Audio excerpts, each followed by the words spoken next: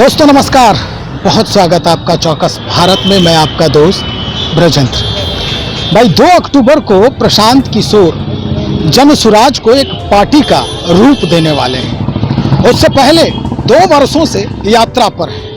पदयात्रा करते करते अब जो पार्टी को नया मोड़ देकर और जनता के बीच जाने का पुरजोर व्यवस्था कर रहे हैं, जमीन मजबूत करने का प्रयास कर रहे हैं। प्रेस कॉन्फ्रेंस के दौरान प्रशांत किशोर कई बातें जो है बिहार के बारे में ऐसी कही जो सुनने पर सोचने पर मजबूर करता है। लेकिन जो 2 अक्टूबर है, जिस समय इनके पार्टी का नए स्तर पर इसकी शुरुआत होगी पार्टी की, उससे पहले पोस्टर और बैनर लगातार हर जगह बांटे गए हैं पटना में। हम आपको सबसे पहले प्रशांत किशोर का वो जो प्रेस कॉन्फ्रेंस है वो हम सुनवाते हैं। प्रशांत किशोर कहना क्या चाह रहे हैं। यात्रा में हम लोगों ने कहा था, पहला उद्देश्य ये है कि बिहार के गांव-गांव जाकर लोगों को ये बताना, समझाना कि किस तरह से वो अपने और अपने बच्चों की जिंदगी को सुधार सकते हैं। दूसरा ये उद्देश्य था कि लोगों को मजबूरी में जानते बूझते हुए भी गलत व्यक्ति को, गलत दल को वोट न करना पड़े, विकल्प के अभाव में वोट न करना पड़े। इसके लिए लोगों की मदद से एक नया दल, एक नया विकल्प बनाना। और तीसरा उद्देश्य ये था कि बिहार के विकास के लिए अगले 10 वर्ष में बिहार देश के 10 अग्रणी राज्यों में शामिल हो, इसका ब्लूप्रिंट बनाना। और बिहार के 8,500 पंचायतों का, जिसको ध्यान रखें, बिहार के 8,500 पंचायतों का अलग अलग योजना बनाकर जनता के सामने रखना कि हर पंचायत की क्या समस्या है और उस पंचायत को अगले 10 वर्ष में विकसित बनाने के लिए क्या कुछ प्रयास किया जा सकता है। हर पंचायत में 800 से 1200 नए रोजगार के अवसर कैसे पैदा किए जाएंगे, हर पंचायत में बच्चों के पढ़ने की व्यवस्था को कैसे सुधारा जाएगा, और हर पंचायत में खेती को, जो बिहार में कमाने वाली खेती है, उसको कमाने वाला खेती कैसे बनाया जाएगा। ये 3 उद्देश्यों से हम लोगों ने ये प्रयास शुरू किया था। 2 अक्टूबर 2022 को मैंने गांधी आश्रम मुटिहरवा में पश्चिम चंपारण से चलना शुरू किया है। और यात्रा के दौरान ये भी आपको बताया, ये ऐसी यात्रा है जिसका किलोमीटर निश्चित नहीं है, इसका दिन निश्चित नहीं है।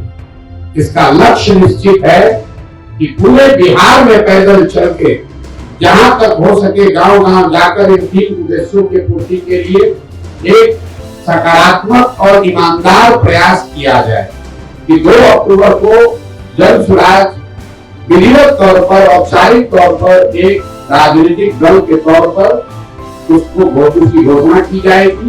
2 तारीख को दल के नेता, संविधान और नेतृत्व की भी घोषणा की जाएगी।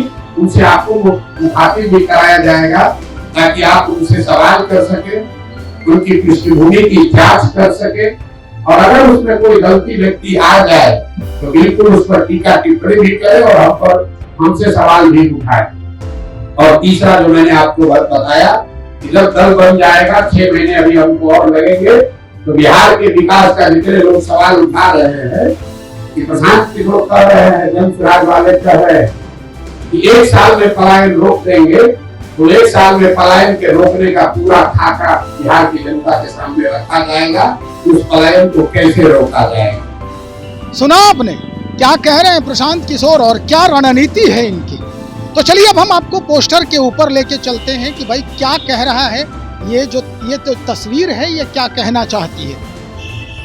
यहाँ लिखा है कि अपने और अपने बच्चों के बेहतर भविष्य एवं नए बिहार के निर्माण के लिए जनसुराज की स्थापना की गई है।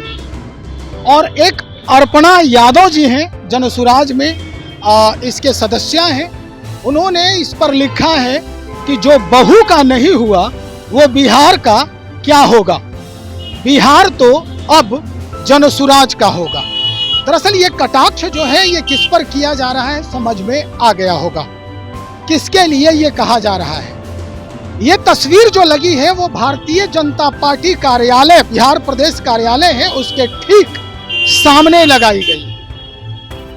आप देख सकते हैं, हम आपको दिखाएंगे विजुअल के तहत कि ये तस्वीर जो है किधर से किधर की तरफ लगी है। भारतीय जनता पार्टी इस तरफ है, आप देख सकते हैं, और इसके ठीक सामने ये तस्वीर यहाँ पर लगाई गई है।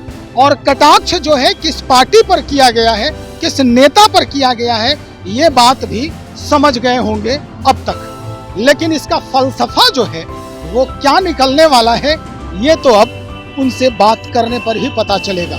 ये सीधा जो मोहरा है किसे बनाया जा रहा है, ये जानकारी करना बहुत जरूरी है। तो चलिए हम और लोगों से बात करते हैं, खास करके जो जनसुराजी हैं उनसे मुलाकात करते हैं, और इस बात की स्पष्टता, इसका जो तथ्य है, इसके पीछे का जो तर्क है, वो जानने का भरपूर प्रयास करेंगे और हम आप तक पहुंचाने की कोशिश करेंगे।